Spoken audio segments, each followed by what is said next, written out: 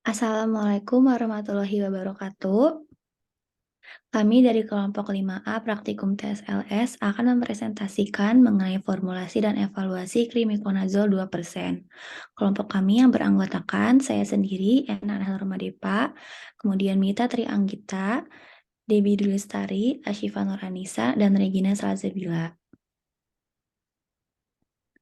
Yang pertama ada teori dasar. Krim adalah sediaan setengah padat berupa emulsi, mengandung air tidak kurang dari 60% dan dimaksudkan untuk pemakaian luar.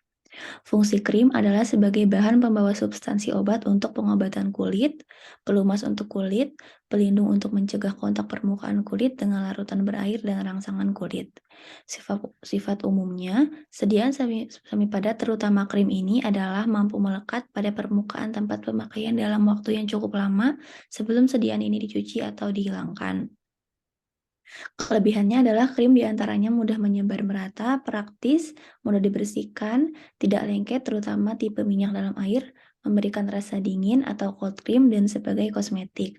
Kekurangannya adalah krim diantaranya susah dalam pembuatannya karena pembuatan krim harus dalam keadaan panas, gampang pecah disebabkan dalam pembuatan formula tidak pas, mudah kering dan mudah rusak khususnya tipe air dalam minyak. Selanjutnya ada data preformulasi. Yang pertama ada data preformulasi zat aktif, miconazole. Pemberiannya serbuk hablur, putih atau praktis putih, berbau lemah. Kelarutannya sangat sukar larut dalam air dan dalam isopropanol, mudah larut dalam dimetil sulfoksida, larut dalam dimetil formamida. Khasiatnya sebagai antifungi. Selanjutnya ada preformulasi zat tambahan. Yang pertama ada Aquades, pemberiannya cairan tidak berwarna, tidak berasa, dan tidak berbau. Kelarutannya dapat bercampur dengan sebagian pelarut polar, kegunaannya sebagai pelarut. Selanjutnya ada asam stearat, pemberian zat padat keras mengkilat menunjukkan susunan habur atau kuning pucat, mirip lemak lilin. Kelarutannya praktis tidak larut air, larut dalam 20 bagian etanol, 95% P. Kegunaannya sebagai emulsifying agent dan solubilizing agent.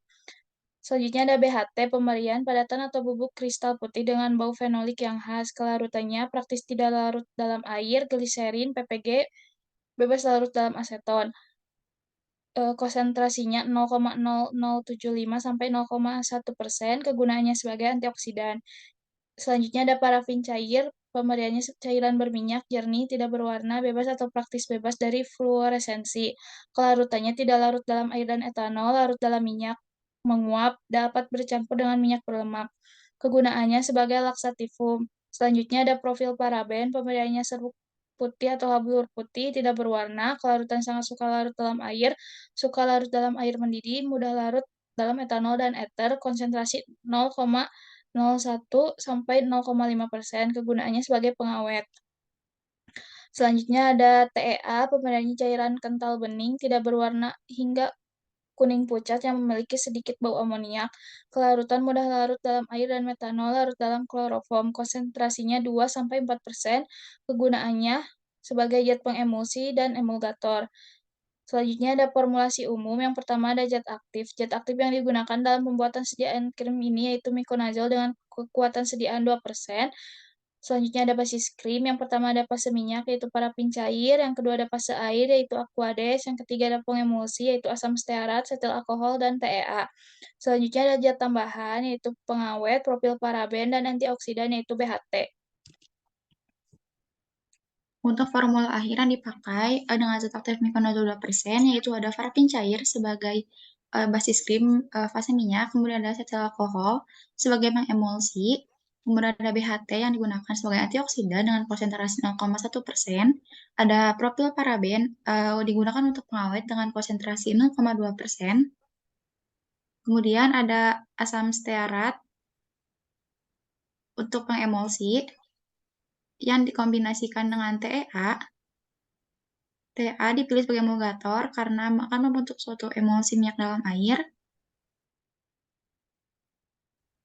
Ada Aquades yang digunakan sebagai pembawa, yang merupakan pelarut universal yang banyak digunakan, mudah, dan juga murah. Untuk perhitungannya, Untuk mikonazol 2% sebanyak 0,44 gram, parafin cair 6,6 gram, cetil alkohol 1,1 gram, asam stearat 1,65 gram, TAA 2% 0,44 gram, propilparaben 0,044 gram, BHT 0,022 gram, dan Aquade 11,704 gram, di mana perhitungan ini ditambah 10% karena untuk meminimalisir kehilangan bobot dan juga karena prosedurnya dilakukan peralihan. Berikut adalah penimbangannya, yaitu yang kita pakai untuk 40 gram, yaitu untuk 2 sediaan. Berikut merupakan lampirannya.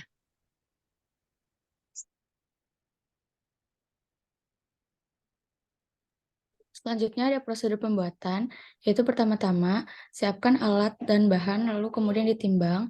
Kemudian fase minyak, yaitu 13,2 gram parafin cair, 3,3 gram asam stearat, 0,088 gram propilparaben, 2,2 gram cetil alkohol dipanaskan di cawan penguap di atas penanas air sampai melebur.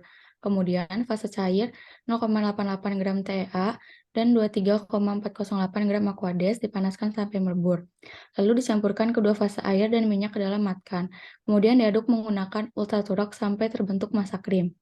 Setelah itu, tambahkan 0,88 gram mikonazol dan 0,044 gram BHT yang telah digerus ke dalam matkan.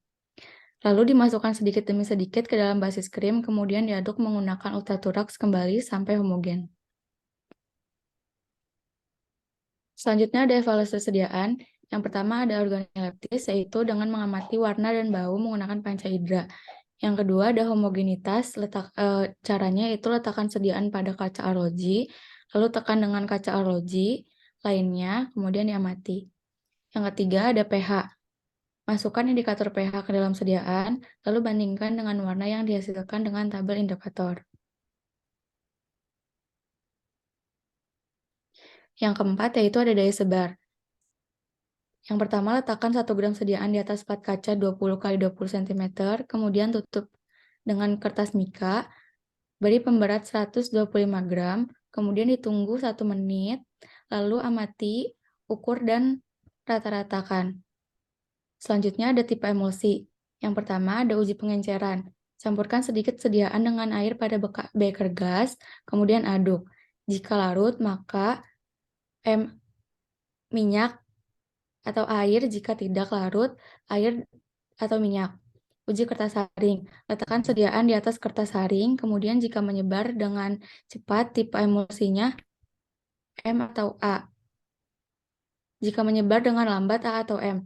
Kemudian ada viskositas. Masukkan sediaan pada gelas kimia, pasang spindel dengan alat, atur RPM, simpan sediaan di bawah spindel, tekan on, amati angka yang sering muncul.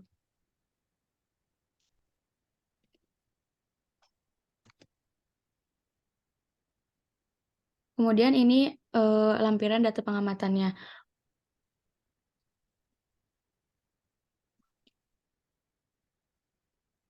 Untuk hasil evaluasi, organoleptis itu dihasilkan warna putih dan tidak berbau.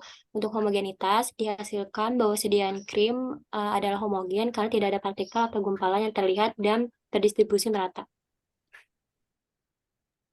Untuk yang pH, itu tujuannya untuk mengetahui nilai keasaman krim yang dibuat dan hasil yang diperoleh tidak sesuai dengan literatur karena pH krim berkisar antara 4,2 sampai 6,5. Untuk viskositas dan reologi, hasil yang didapatkan yaitu sebesar 2.688 dan menurut literatur bahwa nilai viskositas krim yang ideal yaitu 5.000. Untuk daya sebar, hasil yang didapatkan yaitu 6,25 di mana sudah sesuai dengan rentang karena daya sebar krim yang baik adalah rentang 5-7 cm. Untuk tipe emulsi, untuk yang uji pengenceran dihasilkan bahwa tipe emulsi minyak dalam air dan uji kertas saring juga tipe emulsinya minyak dalam air.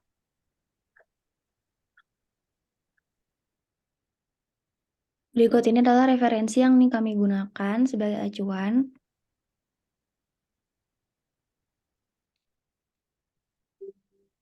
Sekian dari kelompok kami. Mohon maaf bila terdapat kekurangan. Wassalamualaikum warahmatullahi wabarakatuh.